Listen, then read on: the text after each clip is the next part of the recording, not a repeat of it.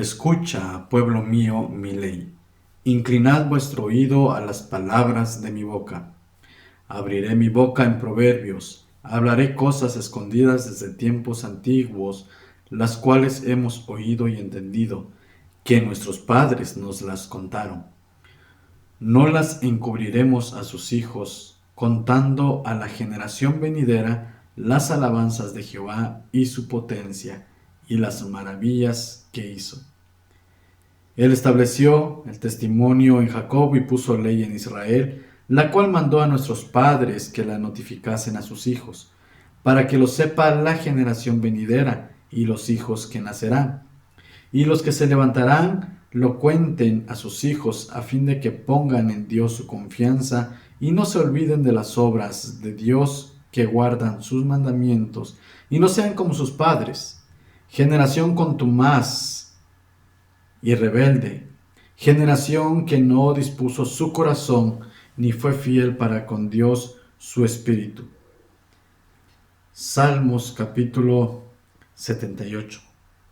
Largo pero precioso este salmo. Comienza con la comisión de pasar las verdades acerca de Dios a la siguiente generación con un triple propósito.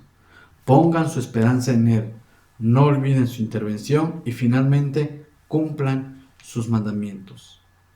El salmista hace mucho énfasis en la importancia de explicar a las nuevas generaciones la intervención pasada de Dios en la historia.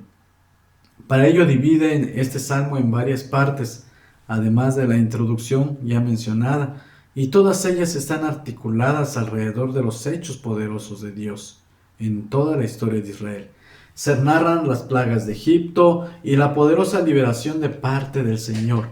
Se explica el éxodo con la intervención milagrosa de Dios, abriendo las aguas, sepultando bajo ellas el ejército del faraón, y cómo de forma fiel los guió, los alimentó y protegió a lo largo de toda la travesía del desierto. La conquista y la posesión de la tierra es también narrada, el caótico periodo de los jueces y finalmente la proclamación de David y su dinastía como los poderosos del pueblo. Junto a las maravillas del Señor, también se narra la infidelidad del pueblo, su idolatría, su incapacidad enfermiza para confiar en Dios. La enseñanza para mí ha sido muy clara. Volver a recordar, aunque siempre lo hemos tenido presente, el mandato bíblico de contar a los hijos la fidelidad de Dios para que puedan poner en Él su esperanza. Pasarles una historia viva, hablarles de cómo el Señor ha intervenido en mi vida, en la vida de las personas que nos rodean, y hablarles también de cómo Dios intervino y sigue interviniendo en la vida de ellos. En ocasiones ellos no lo verán o no sabrán reconocerlo. Ser el modelo de Cristo en el hogar es irrefutable, al grado que nadie puede contradecirlo, porque es evidente, se nota, se expresa y marca una diferencia en la forma en cómo vivimos, cómo manejamos los problemas, las crisis, cómo enfrentamos los retos y lo más importante, los tratamos a ellos llenos de gracia y de verdad.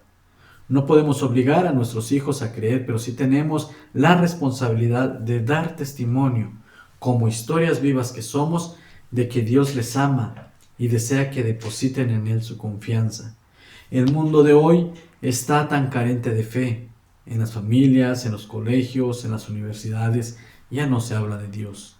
La oración muchas veces en la familia se ha perdido y ya no se dan las enseñanzas cristianas. La generación que se está levantando son hombres y mujeres sin fe, sin conocimiento de Dios.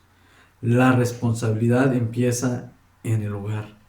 Como padres, somos los encargados de transmitir la fe a nuestros hijos y conducirlos hacia Dios, de enseñarles los principios cristianos.